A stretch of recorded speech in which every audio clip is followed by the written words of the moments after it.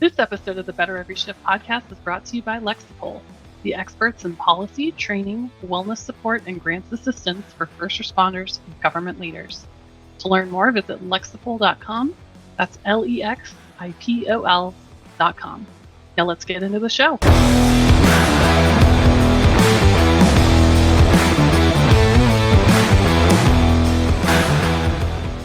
Hey everybody, welcome to the Better Every Shift podcast. My name is Aaron Zamzo. I am a firefighter training officer in Madison, Wisconsin. With me, as always, is the editor-in-chief, the captain, the commander, Janelle Fosquet. Janelle, how are we doing today? I'm doing great. I'm filming in a different location, so I'm a little bit thrown off, but I'm in the San Francisco Bay Area this time, different setting, a little gloomy out, unfortunately, but it's always great to be up here. And different pets, possibly, they'll make Yes. an appearance today.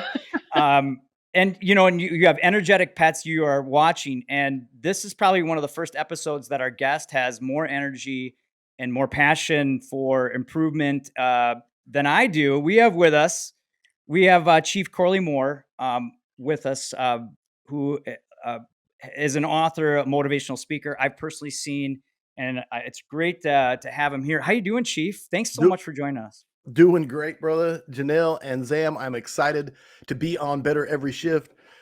Excited for our conversation and humbled to be here. Well, we had to actually record early, because I always waste all the good questions.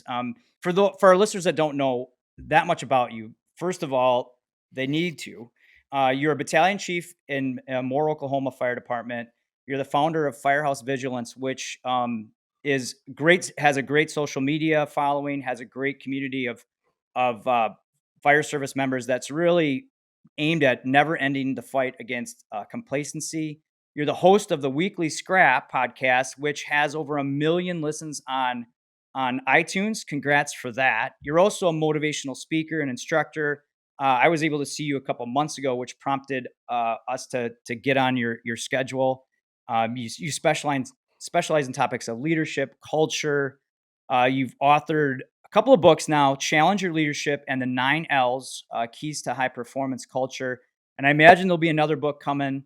Again, thanks so much for being here. We talked off camera a lot about, being better, trying to make, improvements. Have you always been that kind of self-improvement guru? And where does that stem from? No. First of all, no.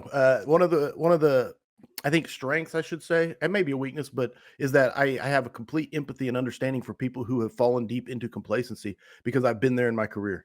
And I've been to the point where the only thing I wanted to do at the fire station was show up and do nothing.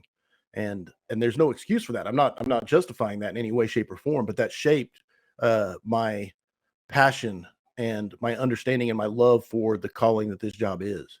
But I also do understand how insidious, how seductive complacency is, and you don't realize you can fall into it. That's why it is the never-ending fight against complacency. And so roughly 2016, I saw Mark Von Oppen fully involved, and he was one of the first people I ever saw who basically said, hey, it's okay to love this job and be awesome at this job. It's cool to do that, And it was like mind-blowing to me at the time, because that was not a culture that I had ever been exposed to.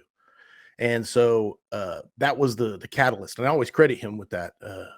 He's the reason I started Firehouse Vigilance, along with a lot of other things, Fit to Fight Fire, National Fire Radio, a lot of different things like that, that started me down that path. But one of the biggest things is that I do have a huge amount of empathy for people who are not highly motivated, aren't plugged in, who've been burnt out. So that is a part of it.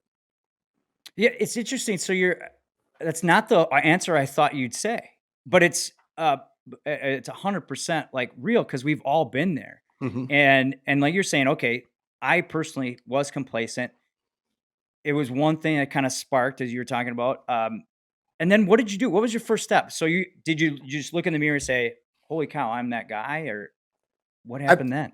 I think it was more of an evolution or a transformation over time. I don't think there was a step, really. It was kind of realization, first of all, that, hey, you can love this job and you can be good at this job, and it's okay to be good at this job and be passionate. I've always been a passionate guy. Okay. So whatever what's the ISTP? I don't know if you know the personality types, but an ISTP gets infatuated with the problem.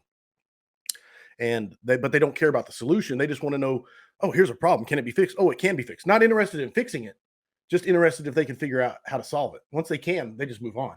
And that's me, man. I've been through so many projects and stuff throughout my life. I've from writing even young. I've always been a passionate writer, and then being a front man for a rock band, all the different YouTube channels and things like that. And I always have thrown myself into those things. And then, but Firehouse Vigilance was the first thing, because I've always loved being a firefighter. No matter where I was at in my complacency, I've always loved fighting fires, and always loved going to fires and emergencies and being there when people need assistance and help. And so that part is ingrained in, but I think it was an evolution of saying, yeah, it's okay to be awesome at it and also be proud of that, as opposed to, the dismissive, well, whatever, this is just a job, kid. Why are you excited? That is a pretty big transition, right? And transformation or evolution. So how did it go from realization about the complacency to making changes to realizing I could be a motivational speaker on this? Like that's a Right. big pendulum swing. How'd No you doubt. get there? Well, first of all, I'm highly introverted, so that's the first thing I tell people. And people, when they hear that, they're always surprised. But I'm an introvert, but I'm a people person, which is a weird dichotomy. I love people, and I love what makes people tick. And I've always been an avid reader, and so you combine these things, and I love reading about human behavior, human psychology. I've never gone to college. I just read. I read a lot. I love leadership books and organizational culture books and motivation books. And so you start combining these things, and I think I lost the question as I started to answer, but I think it was just a slow process of wanting to share all the things I'd read and trying to figure out how to spread that message, because I was so excited about it, so passionate about it. And like the motivational speaking part, that part, it's so funny because I wear the Fitbit and I can see my heart rate before I speak. And when I first started, it would be like 160, 165, because I just the anxiety of speaking. It's not natural to me. And now it's down to like 120, 130 when I start. So I've gotten a little better, but it's still there. And the reason I always wear a black polo, and this is the inside this thing, is because of the sheer amount of sweat when I speak. So anyway, How I many don't know. steps do you get? I saw you, gosh, it must have been in January, February. And I mean, it was a fairly big room, packed room, about 200 people. And man, you must have had about 9 to 10,000 steps, throughout that. I think on a 4-hour class, if I teach a half block, a half a day, it's usually around 13,000 steps. Because if I teach a full day, I basically get to 27,000 steps, and it's like a half marathon, I think, is what it comes out to, of walking. And I was just like, whoa. But I don't even realize it at the time. It's the reason I have to wear the Adidas that I wear, is because I used to wear dress shoes and my feet would kill me. And so I have to wear the Adidas. Yeah. Gotta And get the a black. sponsorship there. Yeah, wait, yeah, right. He doesn't have to wear just Adidas, by the way. If you're a shoe company, I'm trying to help out Chief here a little bit, because again, I saw you, and let's talk a little bit about the 9Ls, Okay. because what happened was you asked the audience, you're like, hey, what are you guys reading? What are you seeing? What do I miss? Like, these 9Ls are things that I researched and have really hit me, but I thought that was a really cool part. It was almost like a rock band, making your rock band reference, coming out and saying, what do you guys want to hear for the encore? Or what do you guys listen to? What kind of music can I make for you? You kind of said the same thing. And I've never seen that from a speaker before. And the room was, throwing stuff out, and you had a great conversation and that connection. So, going back to what are the 9Ls like, and did you ever think it would get to where it is right now? And number one, and then number two, what are they, and what's your kind of rationale behind creating them? That's a lot but I'm going to shut up now and listen, because I'm excited for this answer. Well, keep me on track, because I'm not sure I'll track everything that was in the question, but the 9L started, and this is the funny part of the story, or, an anecdotal, but I was basically in Hobby Lobby following my wife around with the shopping cart and bored. And I saw Live, Laugh, Love, and everybody's seen it, and everybody's seen it on walls, Live, Laugh, Love. And my brain just started going, Live, Laugh, Love. What else is there? You could listen and you could look. And I don't remember all the original ones, but it was like 7 of them. And at the time I was working on a officer development program for my own department. just a class to give of some of the stuff that I believed in. I believe I was a captain, a company officer at the time. And so I wanted to share some of the things that had worked for me and some of the things that had definitely not worked for me. And that was the germination of it. And it started, as scraps of paper and writing in my little brain notebook. And eventually it became, I think it was 10 L's originally. And I don't remember which one went away or which two combined. I think it was lift and lower combined into level, because originally there was lift others up and lower yourself, but those became level and became their own L. And it became the 9 L's, which became a class that I started teaching initially just to my own department, to the officers, the newly promoted officers, saying, hey, these are the leadership tips that have really worked for me. And these are the mistakes I made that I hope you can avoid. And that's where it started. And then, so give us a quick elevator version of what the 9 L's are. The elevator pitch, basically there are 9 principles of leadership, all starting with the letter L. And it starts with learn, because learn is the most important one. If you can learn, then all the rest of the L's are within your grasp. If you can't learn, then of course you can't grow. So it starts with learn, goes to listen, because communication is everything. And the key to communicating is listening. From there, I don't want to get them wrong. I'm put on the spot, but look, level is number 3. Level number 3 is all about understanding what level you are on in relation to the people that you serve, the people that you're responsible for. And then it moves from there to look, because leaders have to have a vision. And if you don't have a vision and a clear vision, then your people will flounder. The people you're responsible for will seek their own, or they will seek nothing. And then from there, it goes to laugh, which is a huge principle for me, especially around the firehouse. You have to, if you're not having fun doing this job, you are doing it wrong. And there, from laugh to love, which are very closely intertwined, but love is all about spending your time with your people, investing in your people. And then finally, final 3 is labor, putting in the work. You have to work. It takes work to do the 9 L's. And then, did I skip 7? Live is integrity. All about integrity and consistency. You have to live what you preach. Labor is number 8. Last is number 9. And last is not only the last one, but it's also the ability to last and do it for the long haul. And so there's the 9 L's in a nutshell. Then there's the hidden L at the end, and that's the big reveal. But no spoilers. Okay. You got to attend. You got to attend. I agree. I've touted your presentation a couple of times, and I firmly believe you should go see it. The book you can get on Amazon, I believe, right? And Firehouse Vigilance, firehousevigilance.com, Amazon. And if you want it signed, go to firehousevigilance.com, because I can sign it there. Amazon, of course, you get it faster probably because they're really good at shipping. They got that down. They got it down right? pat. Yeah. So out of the 9 L's, what was the one that you looked at? I took to heart. I think probably more than any of them. What was the one that you're like, this is the one I really need to focus on first? Like, my favorite is look. I love vision. I love understanding clarity of vision. That's the one that resonates with my soul. And it might be because it's a strength as opposed to a weakness that I need to work on more. And so consistency, live. I think if I'm honest, I struggle with consistency. I think that's what everybody struggles with, because it's easy to get fired up for a little bit, but staying consistent, just like we were talking off camera beforehand, I've got to get kicking on a diet. We got the V90 coming up, which I'm really excited about. It's a 90-day challenge that we're going to do. And so it's kicking off July 1, provided it all falls into place. And so, but I'm excited about that because I need to be consistent and get back on it. And it's easy to fall off. And that's the never ending fight against complacency, myself included. But yeah, no, look is my favorite. Consistency is my struggle. And yeah, all the rest in between, just stuff to work on every day. Yeah. Once you start, it's like like you said, you start here and then it just leads to the next, to the next. Let's go back to complacency. Do you ever think people look at you and go, "Oh, this is easy for you"? And what would you say to that? I don't know. That's a terrible answer, Corley. I don't know. I really don't. I don't know what they think. I know that I'm the luckiest person on the planet, the luckiest man in the fire service. I mean that from the bottom of my heart. The fact that the scrap is as listened to as it is, as the book is done as well as it has, the classes. I'm just blessed to be.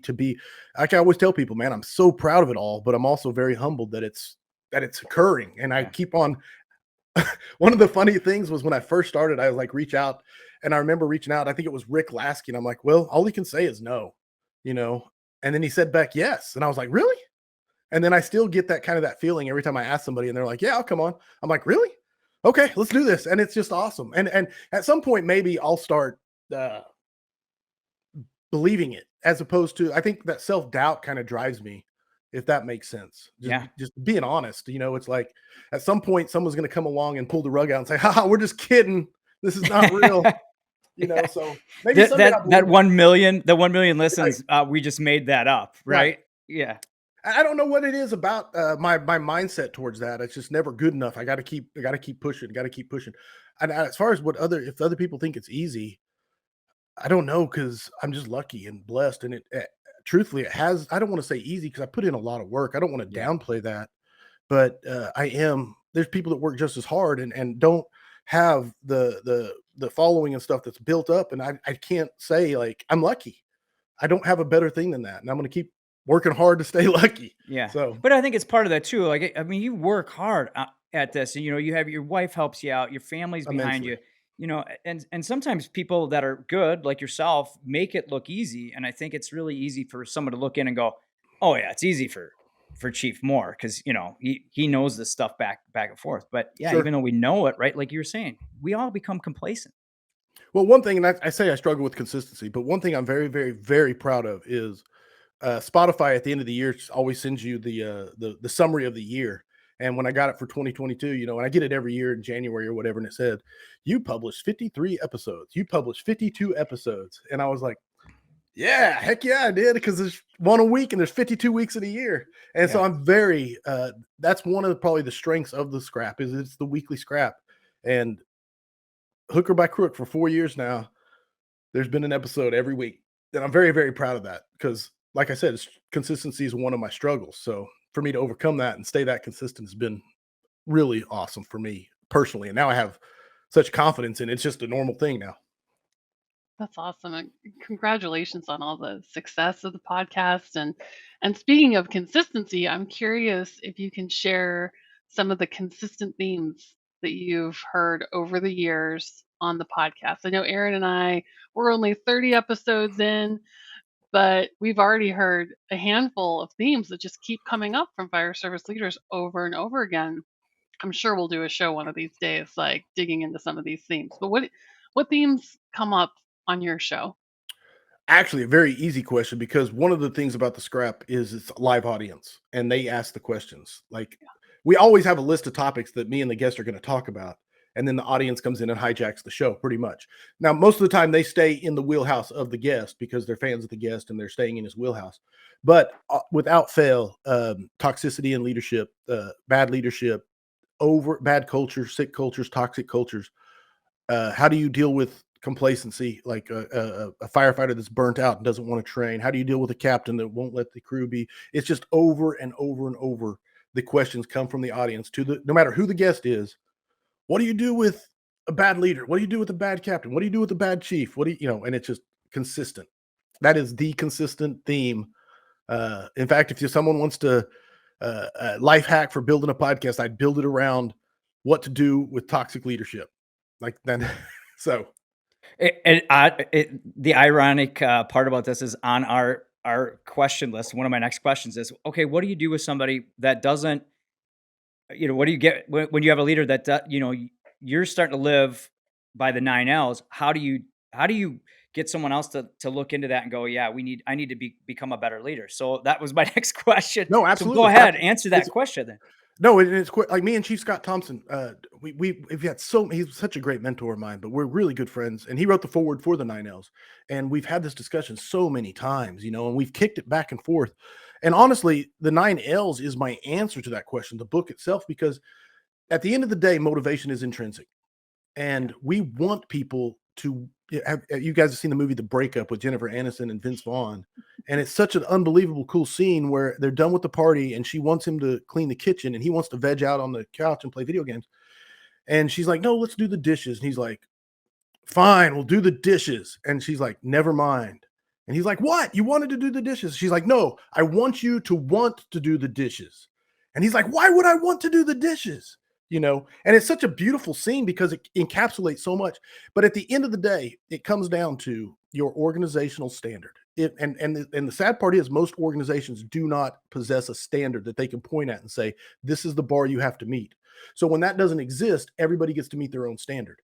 But if a person is meeting the organizational standard, then in a position of authority, there's very little you can do if they do not want to better themselves. And so my answer is the 9 L's, which is all about building relationships. It's all about listening to your people, building those relationships, live, laugh, love, learning from them, connecting with them, putting in the work with them. Because if you can make that connection, then that connection can be leveraged to make them want to improve themselves. And they will do it if you have that relationship with them. But that's the only way I figured out to get people to want to rise above the minimum if they don't already have that drive. And so I don't know if that's a good answer, but that's the answer I'm working towards, because ultimately you can't make somebody want to wash the dishes. You can't make them want to train. You can force them out there to do reps, but you can't make them enjoy it. You cannot make them desire to do it. And that's what the 9 L's really is all about, is making a connection with a person so that they understand your heart and your motivation is you're wanting them to go out there and throw that ladder so that they're better at throwing the ladder, so that they're better at serving the citizen. You want them to be the best version of themselves, and you're not doing it for you. You're doing it for them. And when they start connecting with that, man, then they start wanting to do it. And so, yes, but that's all I figured out so far. Go ahead. Yeah. Oh no, I'm curious because and maybe this is the same question, just asked a different way, but I think of that as leading your people, right? But what about leading up or managing up? If you're the one following the Yes. 9 L's, but your supervisor is the Nope. one who's got the Oh, yeah. issue, is it the same answer? Just living your best life essentially and hoping they learn via osmosis or something? This is this is one. In fact, we talked about it yesterday. I was teaching a class, and this came up over and over.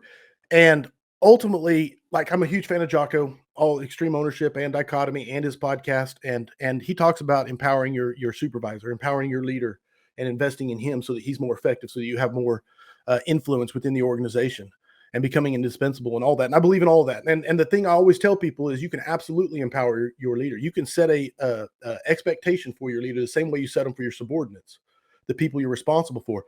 The problem becomes when you can hold your people accountable easily because you have the authority, the positional authority to do so. So when you're responsible for people, you can set the expectation and then hold them accountable. The problem becomes when you set an expectation for your leader. Even when it's agreed to, the accountability becomes the issue. Because if they refuse to be accountable, then you literally are unarmed in a knife fight or a gunfight, and there's not a lot you can do. I firmly believe in leveraging relationships, but at the end of the day, if you can't form a relationship with a narcissistic leader or I'm trying to say this the right way. There's good people who are bad leaders in positions of authority, and they're good people with good hearts. They just lack the tools necessary to be successful in their position. And it's wildly frustrating. But at the end of the day, I go to Frank Viscuso and so many others. You have to focus. One of the books that changed my life is Stephen Covey's 7 Habits of Highly Effective People. Yeah, it's a fantastic book. And if you want to be an effective person, read that book. But long story short, the sphere of influence and the sphere of concern, and your bad leader is in your sphere of concern, but sometimes may not be in your sphere of influence. So you have to focus on what you can actually influence. And when you do that, it will grow over time. So if you're a battalion chief, let's say, like I'm a battalion chief in charge of one battalion, I can control what happens in my battalion, and I can be the buffer from the bad leadership coming down. And I picture it like a rock, and there's a waterfall, and I'm the rock, and then all the water goes around, and I set up my people for as much success as I can. And I wish I had a better answer, like how to, if I could just snap my fingers and make a leader adopt half the principles of the 9 L's, man, I think the world would be a better place. Yeah, but I agree. And truthfully, I struggle with implementing them at times and staying consistent in them at times. So and I wrote them. Right. It's a constant battle. it's just like fitness, right? It's a Yes. journey. Health and Yes. wellness, it's a journey. Leadership is a skill. It's just like, being fit. There's Do no you, destination. There's no, I won at fitness. I won at leadership. It's just, right? yeah. Yes, I made it. Well, you gotta wake up the next day. But it's a great question, Janelle. I hope I did it justice. But it's just, yeah. Do you question then?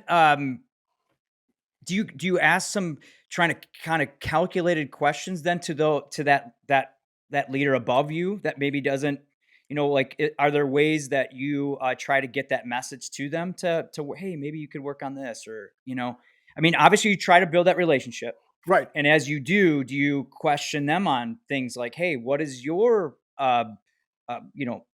plan, or what is your vision, and then see if maybe that's where the differential is.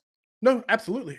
And the I want to be very clear that this is kind of in the abstract as opposed to this is not problems I'm currently having in my organization. Yes, But yes. By the way, throughout yeah, we're not going to get you in trouble. That's No, no. I We're know. saying But I want to be clear. Like I don't want to be like I'm not. But I've had issues where in the past with certain people in positions of authority and things like that. So a lot of it's based off those experiences, and then the sheer number of conversations that I've had as I teach. It's just these recurring themes that come up. But so in a nutshell, the question is, how do you build a relationship so you can have that effectiveness? Or am I yes, yeah, and do you question, because there's a lot of things that you see, do you throw some of those questions up to the leaders above you? Obviously, you have to rephrase them and delicately deliver them, but is that a means to possibly make that connection? right? One of the biggest struggles I have personally is being right versus being effective. And as human beings, we're very good at always thinking we're right. So we always believe we're right. And then a lot of the times we are right. Don't get me wrong. We are correct. We're right. But being right does not mean you're being effective. And so there's times when I can absolutely chop off my nose to spite my face because I'm right. And I'm telling my boss that I am right and they're doing this wrong. And this is why. And it's just wildly ineffective. And not only is it ineffective then, but I'm hurting myself for the future Mm. so that I'm damaging my ability to have influence in the future. And it's such a balance because it's easy to say, well, I want to be effective, so I'm not going to deal with this issue. And you can use it as a tool of avoidance, which is not the point at all. And then the other side of it is uh, you can, yeah, just avoid the confrontation and claim that you're just being effective, and it's not. Such a dichotomy and a balance of trying to figure out how you can influence and build that relationship versus completely submarining your ability to impact the organization by working through your leaders. Yeah. It's almost like you gotta choose your battles in some Yes, cases, right? And that's a great way of a saying it. and work at, delivery. I think, right? Like, and that goes back to building that relationship. You understand what the best delivery is then, and I think that's exactly what you're saying there, right? And the ultimate frustrating part of it is you could do everything right from the subordinate position, and then they could still say no. Yeah. No, Yeah. no, Yeah. and they could also reject any overtures towards building that relationship and building that open communication and building that trust. And if they do, again, you're unarmed, and there's not a lot. You have to focus on what you can actually influence, and it's a very frustrating place to be. That's when you go right back to these and just say, "Hey, that's what I'm doing." Right? Right? No, Yeah. absolutely. Well, this is great. This is crucial because it's the same theme. We have this the same conversation. So it's and like I said, it was one that I wanted to ask. So I appreciate you digging into that. We're definitely hitting the rabbit holes and going crazy. So Oh yeah. I Well, hope you guys can edit this up and make it sound legible and yeah. well, pretty much our listeners know I have ADD anyway. So between you and I think this is perfect, man. And you had mentioned Stephen Covey. Um, Great book, by the way, 7 Habits. I've read the book numerous times. I've tried to follow it numerous times. What other books have influenced you, and which ones would you recommend our listeners to read? Oh man, phenomenal question. I'm gonna actually cheat and go to my Google Drive here while we talk and go to my book notes because you've taken the class. I highlight like crazy Yeah, when I I think you read. said this one too, Yeah. right? Well, Crucial I do Conversations? crucial confrontations. I actually haven't read conversations. Okay. So that's me. I haven't read the red one. I read the blue one. I love the blue one. And I went to order the red one, but because the names are so similar, I ordered 2 copies of the blue one. Yeah, that's And so, right. I think you said that actually in your seminar. Yeah. I think I ordered this during your seminar, actually, is during that one of one the pretty? breaks. Is that one? I know. I don't know if you've read the blue one, but I mean, I mean to read that one. Here's the problem: my book list is currently, I want to say, at 86 books that I plan to read. Because every time I teach the class, I always ask the audience, what books have impacted your life? And there's a lot of repeats, but absolutely, it just keeps growing. Okay. Man's Search for Meaning, one of my favorite books of all time. Absolutely love it. Viktor Frankl and everything that he went through. Phenomenal book on just understanding that you control your response to any situation, man. And his story is amazing in the fact that he could still have that mindset. It's Your Ship. Abershoff's It's Your Ship. I didn't realize how much of an impact that had on my life until I went back to read my notes years later that I typed up from it. And I'm like, wow, there's so many principles of the 9 L's that came from It's Your Ship that I just stole from him. Like, I 100% give him credit for that. Uh, Leaders Eat Last by Simon Sinek. This is my favorite leadership book, period. That people ask me, what's your favorite? It is it. I'm not saying it's the best one. It's just my favorite. It gets into the nerdy stuff about the serotonin, oxytocin, dopamine, and the good cocktail that happens when people interact with each other and spend time together, and those bonds that form that are chemical, not just emotional. These are actual physiological connections you make with people. And then, of course, the opposite, the cortisol, the bad cocktail, the endorphins. Stress. Yep. Yeah, Yep. the stress He response. he Yeah, talks to people like he doesn't, you mentioned level. Like I think he's somebody who when you hear him and when you read him, like he seems to talk to you at the same level, right? He doesn't talk down. And yeah, I think that's a great example. And he talks in a way I was just like Forrest Gump, like mama used to talk in a manner that make me understand it. Like, and right. I think you do a great job of that too, by the way. I think that's one of Well, the thank reasons you. why you're very successful is that you're super honest and and that you really give people something usable too. So I want to pay that compliment when I can, and not to interrupt. What other books you got there, by the way? No, absolutely. Like you said, Cynic and Maxwell. Maxwell's one of my anything by Maxwell. I love Maxwell, but Maxwell's gift is the one you just talked about. He can connect with any audience just like instantly when he's speaking, and he's not just a storyteller, although he's amazing, but he can just start talking and you just listen. Even if you've already heard it before, you know what he's going to say. He's amazing. I love Maxwell, and all the 21 Irrefutable Laws of Leadership by Maxwell is one of my favorites. I'm trying to think of the Developing the Leader Within You. Phenomenal book by Maxwell. Two of my favorites by Maxwell because he's written like 80. Trying to think, Culture Code, Daniel Coyle. Coyle's Culture Code. He also wrote the Talent Code, which is on my list, but I haven't read. But Culture Code is amazing book on building cultures that work, that click, high performance, whatever term you want to put on it. I love that book. Culture Code is phenomenal. It talks about the importance of language in a culture and how you deliberately build language. And people who are on the outside looking in are like, that's corny. That's stupid. Right. But people who belong to it, it's just normal. And it's the way it is. And they take ownership of it. And it's those minor things that he explains. And you start doing this stuff on purpose and it works. And it's crazy because it's not just theoretical, it works. Mm-hmm. Man, 7 Habits, we touched on it. Yep. Robert Greene's Laws of Human Nature. One of my all-time favorite books. Big book, but man, he's so good at telling stories and driving home the points. If you want to understand human behavior, the laws of human nature, man, I love the book. I love it so much I got 48 Laws of Power, which I did not like, but not the point. Robert Greene's Laws of Human Nature. I've been typing the notes on it for probably a year, and because I haven't been consistent, it's still sitting on my desk. It sits in one of those recipe holders that kind of holds it open. Oh So yeah. so that I can type up my highlights. And it's So been Go ahead. let me ask you. Let me ask you this: because you read a lot, like what do you what kind of what's your formula for productivity?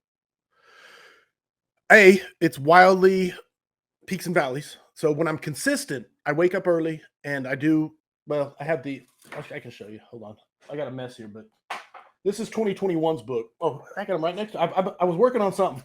Here's 2020's book and 2021's book, and so this is evolved. So here in 2020, you can see I start with just to get completely nerdy. Here's a page out of the book. And I used to plan the day. So you can see here I was being lazy that day. Lazy. Workout, Calling I don't yourself out, I workout, love it. lunch, scrap prep there, presentation work on the 9Ls. Anyway, dinner, scrap with Von Oppen. So that was that. I don't even know what day this was. August of 2020. But that's my day. And then my priority is over here in the corner, like what I really needed to get done that day, presentations I needed to work. That was originally, and then the end of the day, I would write down how good I did. And that was where it started. And then through the years, it evolved. So this was the next year's book. And I can actually go back and look at these books and kind of see how I did that year. But it's turned into the V90, which is not a commercial for the V90 or nothing, because this is this is the current version of it. It's very it's got a lot of symbols and it's a lot easier to fill out. So long story short, answer to your question is in the morning when I wake up and I pull out my V90 book and I fill out the day, man, it sets, because you got to start your day by being grateful. So you sit down and you say, what am I grateful for? And you write down something that you're grateful for. It doesn't matter what it is. Just write down that you're grateful. And then from there, I fill out the V90 book. So I got my day planned kind of, and then I read. And sometimes I can get my full hour reading in, or sometimes I can only get 20 minutes, just depending. But the best days are when I can knock out the hour, and then I feel set up for the day. Then it's workout. If it's day off, it's hit the gym. And then some days I'll do jujitsu at noon because there's no morning jujitsu. So I do the jujitsu at noon as opposed to the morning gym. So that just depends on the day when I plan it. But when I do that and I set up the day early, man, it's a successful day. The days where I let it slip, it's very hit or miss. And that's where my consistency and my struggle is. On the V90, it's a 90-day challenge. The first time I did it, I made it to day 47 before I traveled to FDIC and fell off and scrapped it. And I said, okay, I'm restarting. I restarted again. I made it to day like 65. And 65 is where I failed and just had that snowball effect. And no excuses, it's my own failure. So I'm getting ready to do it with a whole bunch of the vigilantes. I think there's 50 of us all going to do it together and be accountable. And I'm pretty excited to see if I can actually complete the 90-day challenge and see, because it's all about, there's a section in there where you have to make a connection with somebody that you haven't talked to in a while. Mm-hmm. And so for me, it's like my sisters. I have 4 sisters and I love them to death. They're, but and everybody's this way, I think, is that you wake up and realize I haven't talked to them in 3 months or 4 months because I haven't done it intentionally. And so that's part of it, is you have to make those connections and do it intentionally. And the really cool part, I don't know if it's in this one. I'll show you. Yeah, the connection map. So you do this as you go along, and it's really cool to me because everybody that you call, you draw a line and circle. So there's Amanda, and she's got a bunch of stars because I did her multiple times throughout the thing. And at the end of it, you can look back and say, wow, look at those connections I remade. It's cool. I love it. So, and you're obviously passionate about it. But I think it's my language. Yeah. Yeah. It's something that we don't talk about in the fire service, right? Oh, yeah. Like I look at, I wonder, we've had quite a few successful chiefs on here and they all have a system that they've created, but we don't teach that in any manual. We don't teach that anywhere. I mean, you're one that's taught, that talks about it. And I think that's why you're successful. And the big thing is I did this the first book was 2019. I started. And at first I hid it because I was like embarrassed that I needed to it was like, but then I shared it one time with, I think it was Jeremy and Rob from National Fire Radio. And they're like, Corley, that's amazing. You need to tell more people about this. And I was like, okay. I thought it was a pretty nerdy thing that only I did, to try and get my organized or disorganized, my chaotic brain in some organization. So, and it's evolved.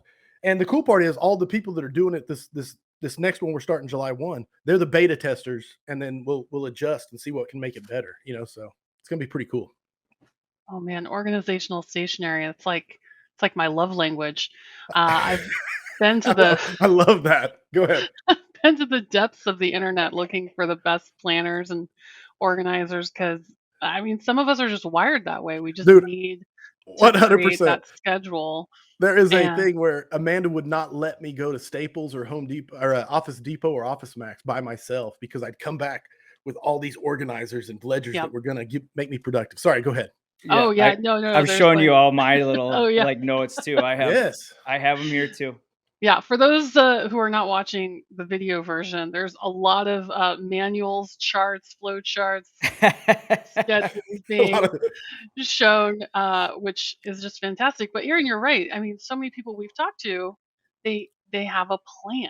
That's the difference, is like they map out their day or their week or their month, whatever makes sense for them and their lifestyle. But it's a mindset. You kind of have to click into that way of thinking, and that's not easy for everybody. No. But yeah, if you can get in that mode, it's very helpful. I will say, go ahead. Yeah, Chief Brueggemann was on the show, and that's another book. Like he wrote Advanced Fire and Emergency Services Administration book.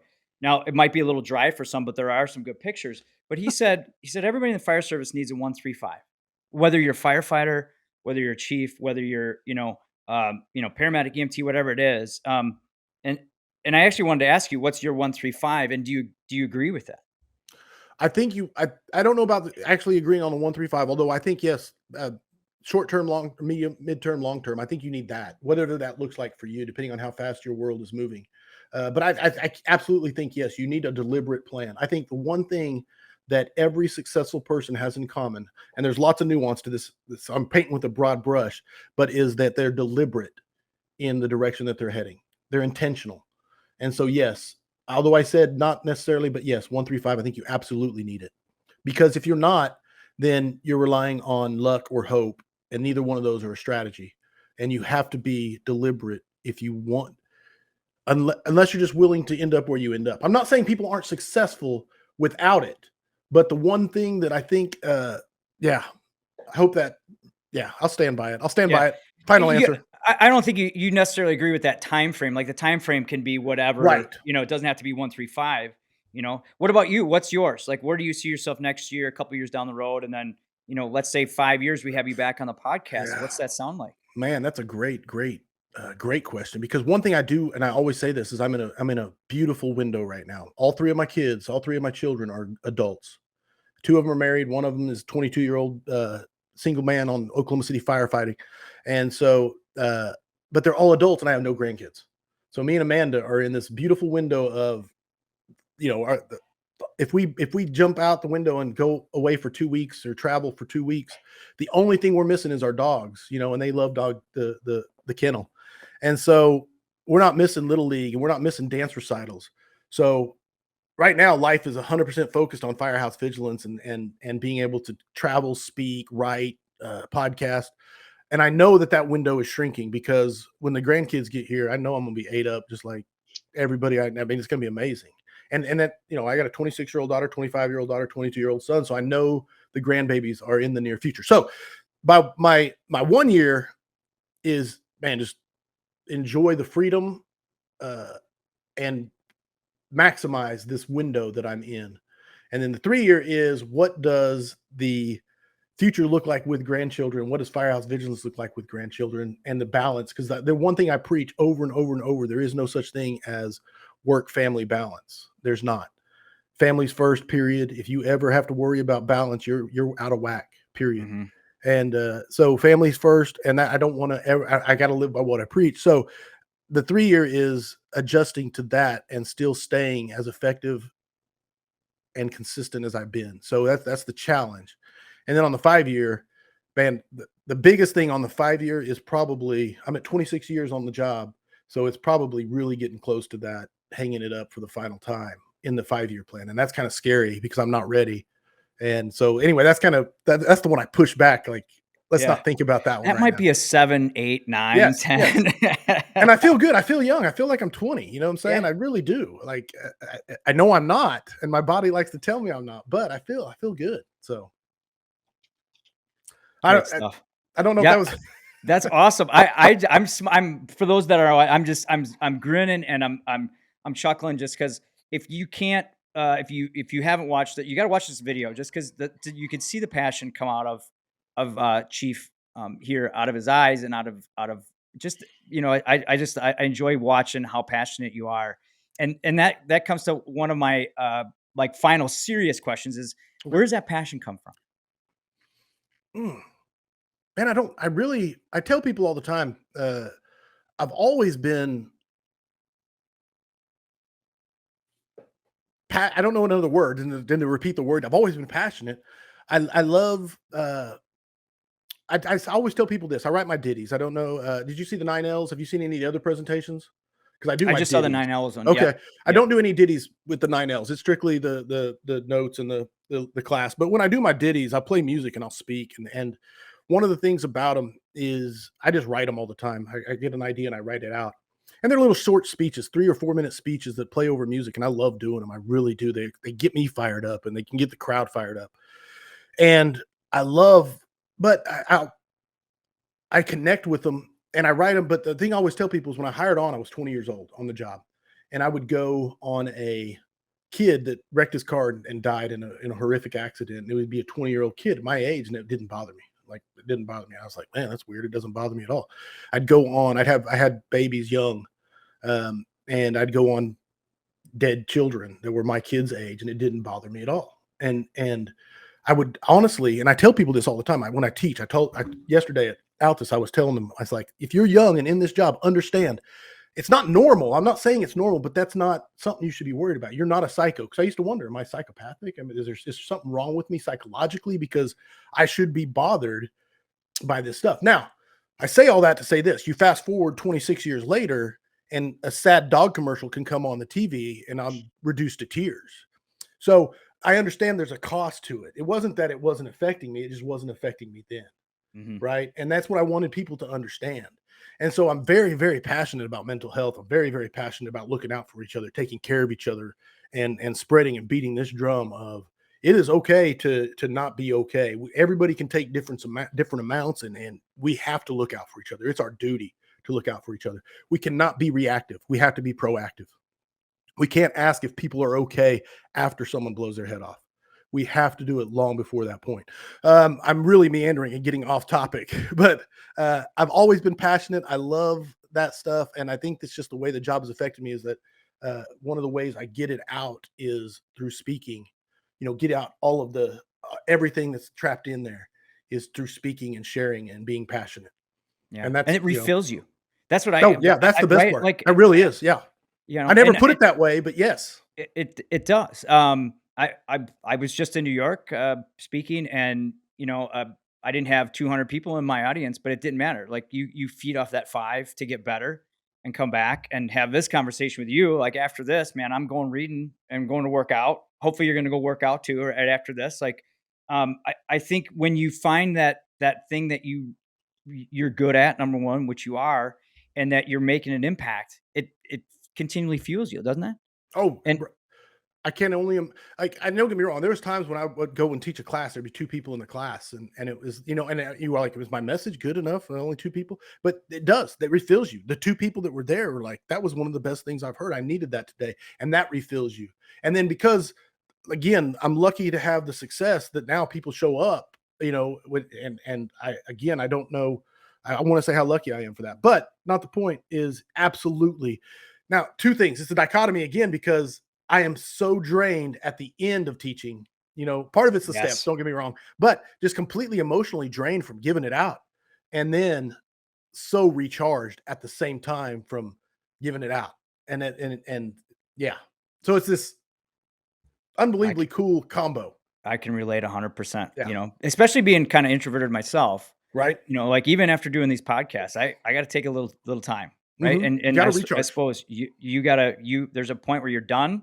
You got to go to your room. You're there with your people, and you Here's my recharge, safe and that's space, all my right. safe space. Yeah, Yeah. absolutely my safe Yeah. space. Well, awesome. Really unbelievable stuff. You and I could talk for hours, and which I would really love to do. I was just pondering. Yeah. I'm like, how No, can we make that absolutely. happen? How can we do this for hours? But we have something called a hot seat, where we do some questions. They're I like to say they're always created by my mom and Janelle's mom, but our listeners will come in and email us some things also, and they're quick hitters. Sometimes they're Okay. about life, sometimes they're about philosophy. And so anyways, this is kind of like, hey, quick 30-second answers these questions. Janelle's going to lead off. She always has. I got a She caveat, writes. which is I'm not good at quick. Okay. So I'm That's throwing okay. that out there. Okay. I just say it. I'm a contemplator. Here's your challenge. You have to do number 2, listen, and then you have to communicate really well. Right. Okay. Okay. Was for that, but yeah. All This is right. good tie-in. Solid. Okay, Janelle. Sorry. Let's start it off. Who's your hero? Man, so many, but instantly I think of my son. My son is my hero. He has never given up. He 3 years solid trying to get on the fire service, even though all his life he never was going to be a firefighter. Then he turned 18. He's like, do you know what, Dad? I'm gonna be on the job, and he did. He stuck to it. He tried through rejection. He got better through rejection. Got better. Did the stuff he needed to do. Man, I love that kid, and absolutely. And that's a hard thing to pick. Do not get me wrong, because there are so many people who have invested in me that's tough. But the first thing I thought of when you asked me that question, and I'll go quick, was my son is my hero. That's awesome. Awesome. Um, if you were to require any training for your fire department, which, by the way, just so everybody knows, he does work for the Moore Fire Department. It's not named after him, but maybe someday it will be in total context. But for your fire department, what's the one mandatory training everyone has to go through? Huge fan of Scott Thompson, the Functional Fire Company, and he's got the first 5 minutes, the big 5 for the first 5, and the big 5, the basics. Just if you master the basics, stretching hose, forcing doors, firefighter safety and survival, masking up and bunking out. If you master the throwing ladders, if you master the basics, then and I preach this all the time, but no matter what comes along, the basics are off the table, and now you have bandwidth to deal with and make decisions. And so 100% it is the basics, mastering the basics, taking them out of the equation so that you're not worried about those things when things get hard and charging. And when things are just mundane and normal, you're crushing it. You're knocking it out of the park because you've mastered the basics. And so 100% mandatory training would be just the first 5, the big 5 for the first 5. That's a good one. Yeah, you mentioned that you're an introvert, which I'm sure surprises some folks. I do get that a lot. Now, do you have any tips for public speaking for introverts? Like, is there anything that you do, like a psych up for yourself or anything to try and get that heart rate down before you get up there? Oh man, any rituals? Man, Yeah. honestly, the ritual for me is the slides. If you've been subjected to one of my presentations, then you understand what I mean when I say the slides. The slides are what keep me on track.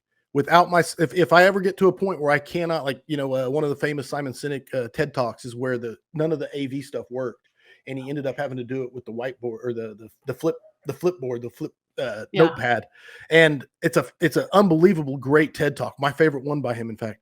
But if my slides ever go away, I don't know what I would do, because I'm really not that good at just speaking. I'm not good at just going. And so my slides are my foundation, my rock, my framework that Yeah. keeps me from being a gelatinous cube up there. So find something that grounds you, I Yeah. guess, like for if you need to get up and speak. Whatever it is for whoever you are, absolutely. Yeah.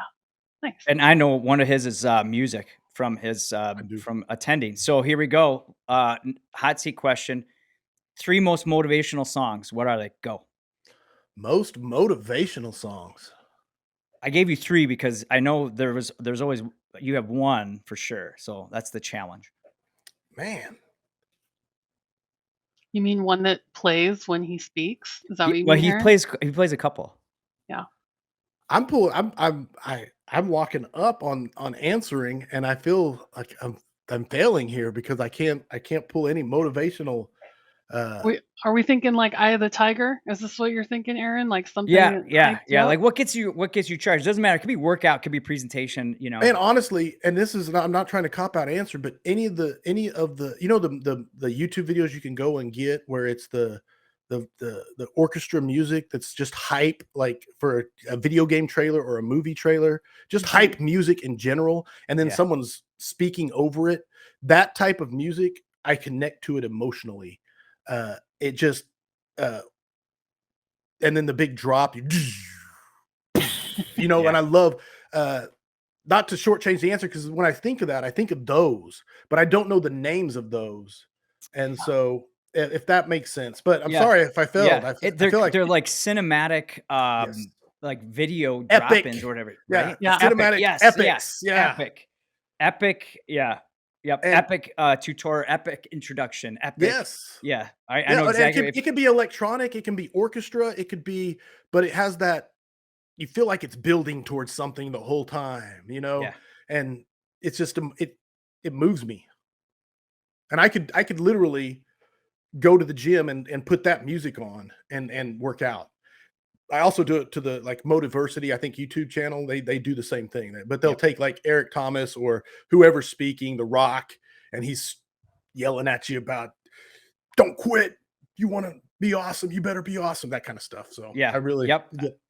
Yep, nerdy with it. Motivation University, and Yeah. there's a couple of great YouTube channels. Alpha Motivation, I think, is one Yeah, of them that I click. I yep. click through a lot of them and just find one. David Goggins screaming at me about, doing hard Don't give up. things. Yeah, Yeah. yeah. 48 more hours of running. Which Staying hard. Yeah. yeah, yeah.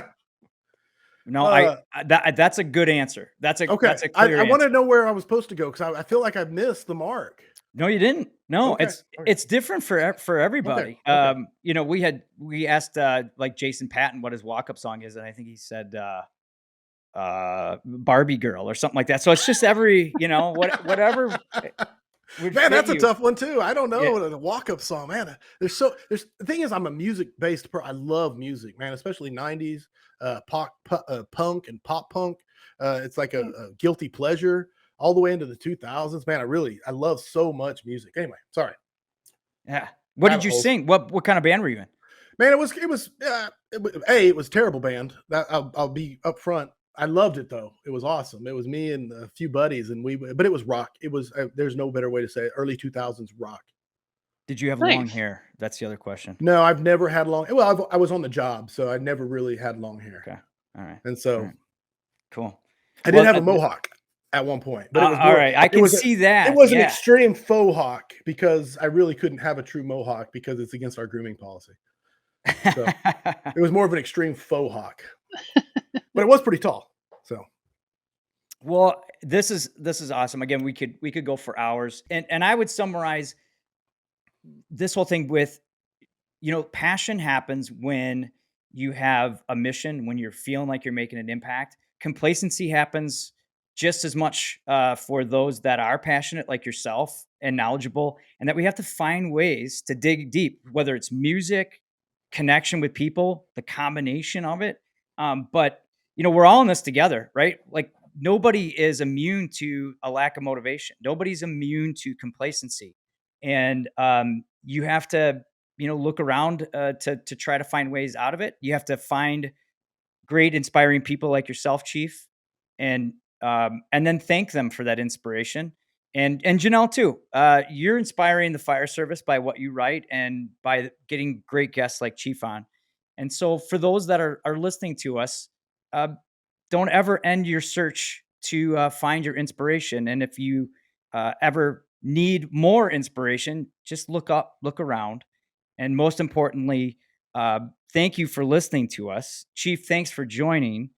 If those that are listening could rate and review the show, if you could watch on video, you could see us on YouTube. And I highly recommend just taking in all of the passion you could see come out of Chief Corley Moore. Again, if you have questions, you can reach out to us on firerescue1.com. But most importantly, everybody, learn something, do something, and share something to make you and those around you better every shift. Thanks for listening. thank you both.